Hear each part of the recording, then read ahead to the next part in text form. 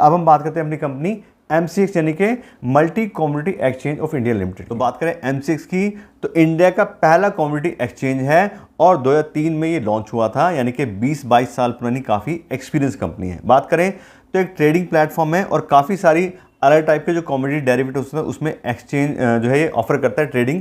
उसमें जैसे कि प्रीशियस मेटल्स है, बेस मेटल है, एग्रीकल्चर कमोडिटीज़ हैं, बुलियन और एनर्जी, इस तरह की सारी चीज़ों की वहाँ पे ट्रेडिंग होती है। और बात करें जो एक्सचेंज है ये सेबी के अंडर ऑपरेट करता है, यानी कि सेबी के जो भी रूल रेगुलेशन है उसके हिसाब से कंपनी काम करती है।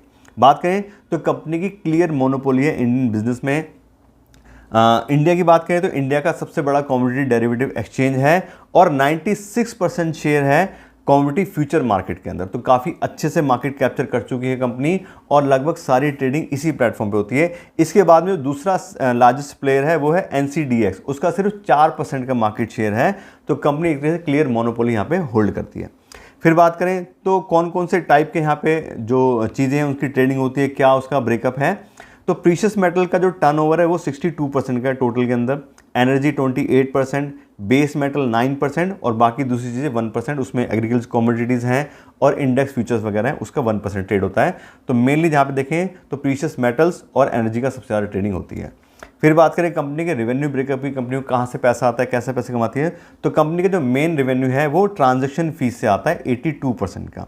इसमें भी देखें तो कंपनी को फ्यूचर से 37% का रेवेन्यू आता है और ऑप्शन से कंपनी को 63% में आता है।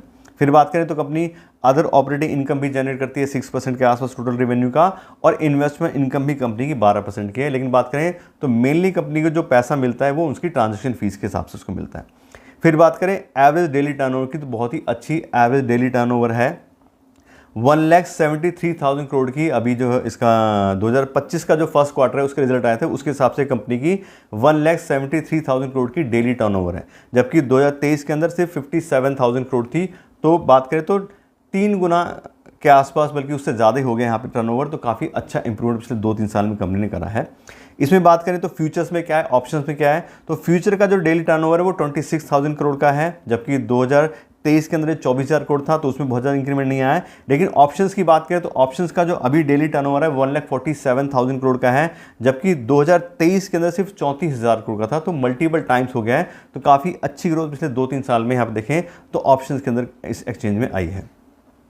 उसके बाद बात करें इसकी रीच की, तो पूरे ऑल ओवर इंडिया कंपनी की रीच है, पैन इंडिया प्रेजेंस है, 35,000 कंपनी पास में ऑथराइज पर्सन्स हैं और 544 मेंबर्स इस एक्सचेंज के, और लगभग 700 सिटीज़ के अंदर कंपनी की प्रेजेंस है। तो कंपनी एक्सचेंज तो चलाती चलती है, उसके अलावा कंपनी वेयर हाउसिंग भी करती है, जो मेटल वगैरह हैं दूसरी चीज़ें उसकी डिलीवरी की भी जो ट्रेडिंग होती है, तो उसके लिए कंपनी वेयर हाउसिंग भी मेंटेन करती है और वहाँ से आगे डिलीवरी वगैरह का काम भी करती है। फिर बात करें कंपनी के या एक्सचेंज के ग्लोबल प्रेजेंस की, तो MCX जो है फुल टाइम मेंबर है वर्ल्ड फेडरेशन ऑफ एक्सचेंजेस का। उसके बाद दूसरे जो इंटरनेशनल एक्सचेंज है वहाँ से भी इनका स्ट्रेटेजिक अलाइंस है, जैसे कि डेलियन कमोडिटी एक्सचेंज है, लंदन कमोडिटी एक्सचेंज है, ताइवान फ्यूचर एक्सचेंज है, इनके साथ भी अलाइंस है। तो पूरा एक ग्लोबल इकोसिस्टम के साथ ये एक्सचेंज जुड़ा हुआ है। उसके बात करें कि ठीक है कंपनी अच्छी, सब कुछ अच्छा है, लेकिन अभी कंपनी को कंपटीशन भी थोड़ा बहुत आने लग गया है, और वो कंपटीशन आ रहा है NSE यानी कि नेशनल स्टॉक एक्सचेंज से। क्योंकि नेशनल स्टॉक एक्सचेंज ने 2018 अक्टूबर के अंदर कमोडिटी डेरिवेटिव्स में ट्रेडिंग भी स्टार्ट कर दी है, और उन्होंने बुलियन फ्यूचर लॉन्च किया था, और वहाँ से उन्होंने बुलियन की बात करें तो ट्रेडिंग का भी ऑप्शन अपने जो ऑलरेडी उनके साथ जुड़े लोग हैं उनको दिया था।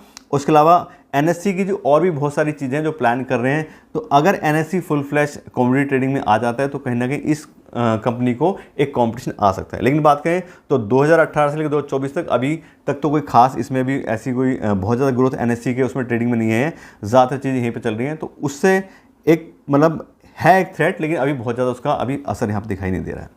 उसके बाद करें कंपनी के शेयर होल्डिंग पैटर्न की, तो कंपनी पूरी तरह से एक पब्लिक लिमिटेड कंपनी है।